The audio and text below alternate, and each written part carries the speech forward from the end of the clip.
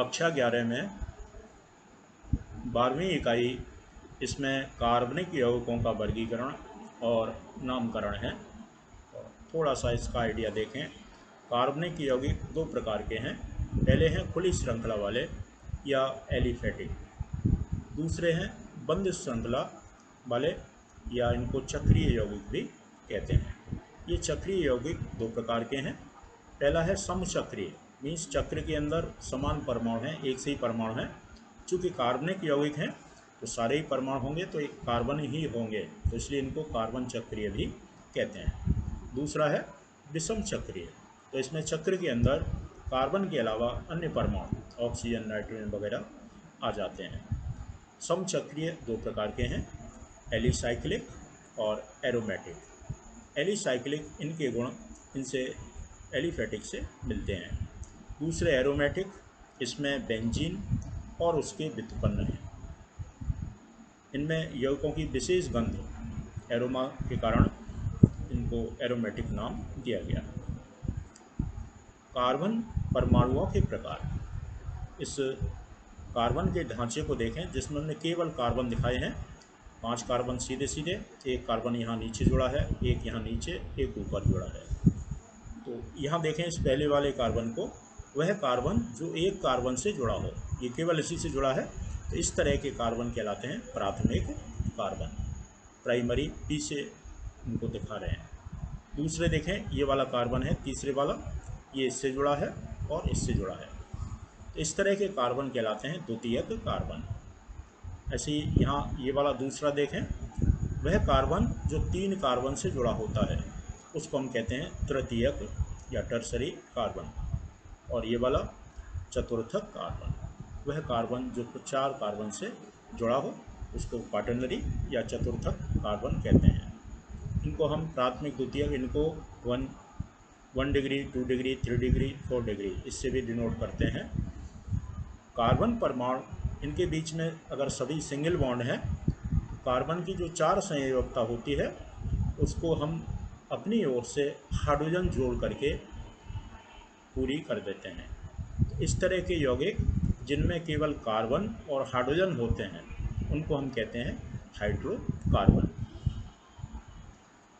Carbon श्रृंखला के प्रकार। कार्बन परमाणु आपस में जुड़ करके श्रृंखलाएं बनाते हैं, तो ये 3 प्रकार से श्रृंखलाएं बना सकते हैं। अगर सभी कार्बन सीधे सीधे जुड़े हों तो इस तरह की यौगिक के नाम से पहले हम स्मॉल n जोड़ देते हैं, n फॉर नॉर्मल, मीन्स इनमें कार्बन परमाणु की नॉर्मल चेन है। दूसरे हैं जिनमें एक कार्बन यहाँ चेन में नहीं आ पाया, उससे हट के है, तो इस तरह के यौगिक, इनको हम कहते हैं आइसो। इनके नाम से पहले आइसो जोड़ देते हैं। तीसरे हैं जिसमें कहीं किसी कार्बन से 2 कार्बन शाखा के रूप में या चेन से बाहर आ गए, तो इनको हम नाम देते हैं नियो। यौगिकों को नाम दिया नियो, उनके नाम से पहले नियो जोड़ दिया, तो एन आइसो नियो। ये कार्बन श्रृंखला के प्रकार बताते हैं अगर किसी यौगिक के नाम में जुड़े हुए हैं तो। संतृप्त और असंतृप्त यौगिक, ऐसे कार्बनिक यौगिक जिनमें कार्बन परमाणुओं के मध्य अगर सिंगल बॉन्ड होते हैं तो ऐसे कार्बनिक यौगिक संतृप्त होते हैं, और कहीं अगर डबल या ट्रिपल बॉन्ड आ जाते हैं तो उन्हें असंतृप्त यौगिक कहते हैं। इसके बाद इनका नाम तंत्र या नामकरण। किसी कार्बनिक यौगिक, इसके 2 भाग हो सकते हैं। हो सकता है उस कार्बनिक यौगिक में एक ही भाग हो और हो सकता है इसके अंदर 2 भाग हों, तो हम इन दोनों ही नामों को जोड़ करके हम उस कार्बनिक यौगिक को नाम देते हैं।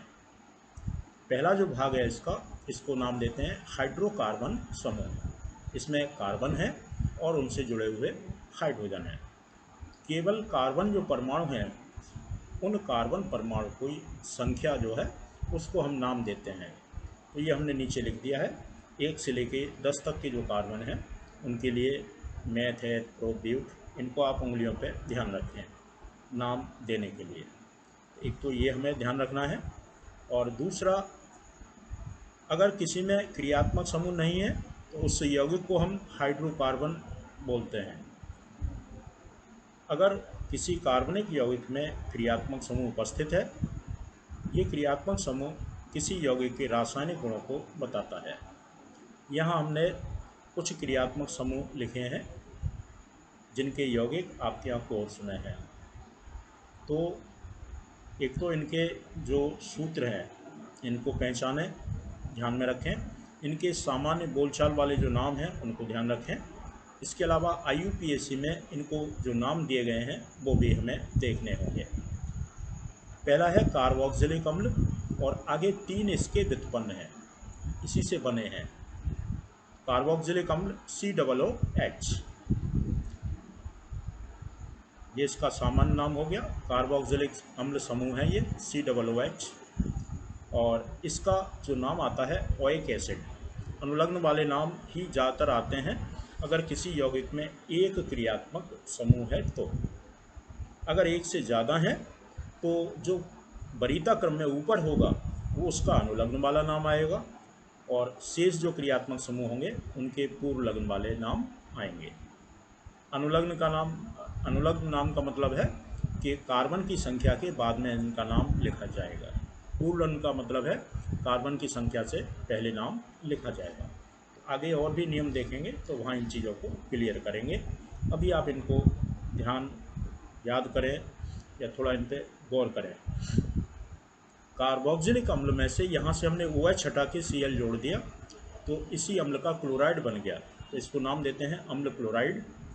इसका नाम हो जाएगा ऑयल क्लोराइड। हमने इसी कार्बोक्सिलिक अम्ल में से H हटा के कैपिटल R जोड़ा है। R आगे इसी में आएगा। R क्या है अभी आप ऐसे देखें, ये एल्किल समूह है। एल्किल क्या होता है अभी आगे बताएंगे। तो इसको हम बोलते हैं एस्टर और इसका नाम OH के रूप में आता है। एमाइड, जैसे हमने OH हटा के यहाँ NH2 समूह जोड़ दिया तो CONH2 हो गया, नाम आया एमाइड। एमाइड को एमाइड ही बोलते हैं। ऐसे ही एल्डिहाइड और कीटोन। एल्डिहाइड CHO समूह है और इसको अल, एल्डिहाइड के शुरू के 2 अक्षर अल है और कीटोन के लास्ट के 3 अक्षर ऑन। वन नहीं, इसको ऑन पढ़ेंगे। और पूर्व लग्न के इनके नाम ये दिए हैं। साइनाइड CN जानते ही हैं पहले से, इसका नाम है नाइट्राइल, अगर पूर्व लग्न में आएगा तो साइनो। एल्कोहल OH समूह है। ऑल, एल्कोहल में लास्ट में OL जुड़ा हुआ है तो वो ऑल आ गया। और पूर्व लग्न में हाइड्रोक्सी, हाइड्रोजन है और ऑक्सीजन है। एमीन NH2, एमीन को एमीन ही बोलते हैं, पूर्व लग्न में अमीनो। तो ये इतने आपको ध्यान रखने हैं क्योंकि यही आपके यहाँ कोर्स में है। इसके अलावा बंध, इनको भी देखना है कि अगर किसी यौगिक में सारे ही कार्बन परमाणु सिंगल बॉन्ड से जुड़े हुए हैं तो हम यहाँ बंध के लिए एन इस्तेमाल करेंगे। और कहाँ एन जोड़ना है ये भी आगे बताएंगे। बस आपको ये ध्यान देना है कि 3 प्रकार के बंध हैं, सिंगल, डबल और ट्रिपल। सहसंयोजी बंध पीछे पढ़ाया आपको रासायनिक बंध में, तो 3 तरह के हैं, एकल बंध, द्विबंध और त्रिबंध। अगर कहीं सारे ही सिंगल बॉन्ड हैं तो एन है ही है। अगर कहीं द्विबंध आ गया, डबल बॉन्ड आ गया तो वहाँ फिर एन नहीं लिखेंगे, इन लिखेंगे। और कहीं यौगिक में कार्बन कार्बन के बीच में ट्रिपल बॉन्ड आ गया तो YNE, आयन लिखेंगे। तो ये बंध का ध्यान देना है, 3 प्रकार के बंध। इसके अलावा क्रियात्मक समूह के अलावा प्रतिस्थापी भी हैं और इनके नाम हम सदैव पूर्व लग्न में लिखते हैं। IUPAC पद्धति में पूर्व लग्न में नाम हो सकता है, बोलचाल में हम इनका नाम बाद में जोड़ते हों, जैसे कहीं Cl है क्लोराइड बोलते हों, लेकिन IUPAC में जितने भी ये प्रतिस्थापी है, क्लोरो Cl Bri 3 तो हेलोजन है, इसके अलावा NO2 नाइट्रो, OR यहाँ भी R आ गया तो R को अभी बताया था एल्किल और उसमें ऑक्सीजन जुड़ गया तो इसका नाम आ गया एल्कोक्सी। तो ये आपके प्रतिस्थापी हैं। तो इनको आपको 4 चीज़ें ध्यान देनी है। एक तो कार्बन संख्या का नाम, दूसरे क्रियात्मक समूह का नाम, बंध और प्रतिस्थापी।